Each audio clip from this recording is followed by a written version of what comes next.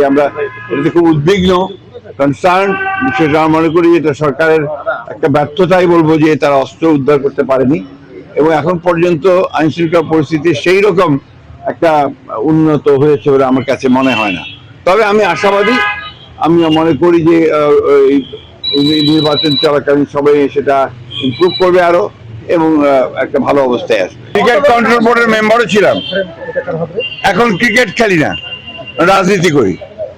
তো এই ক্রিকেটের ব্যাপারে আন্তর্জাতিক রাজনীতির প্রশ্ন জড়িত আছে, আমাদের দেশের সম্মান জড়িত আছে। নিঃসন্দেহে আমাদের একজন ক্রিকেটারকে অপমান করা হয়েছে, আমরা মনে করি এটা আমাদের দেশকে অপমান করা হয়েছে। সেই ক্ষেত্রে আমি মনে করি ক্রিকেট কন্ট্রোল বোর্ডের যে সিদ্ধান্ত, সেই সিদ্ধান্তের সঙ্গে আমরা একমত, কিন্তু একই সঙ্গে আবার এটাও মনে করি যে ছোটখাটো বিষয়গুলো নিয়ে অল্প জনের মধ্যেই সমাধান করাই হচ্ছে বেটার। এখন পর্যন্ত তো নির্বাচন ভালোই মনে হচ্ছে, আর নির্বাচনের পরিস্থিতি বোঝা যাবে যখন আপনার শুরু হবে প্রচারণা, তার আগে কিন্তু বোঝা যাবে না।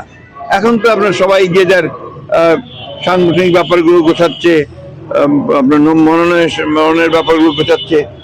নির্বাচনের প্রকৃত অবস্থা আপনি বুঝতে পারবেন যখন এর প্রচার শুরু হবে।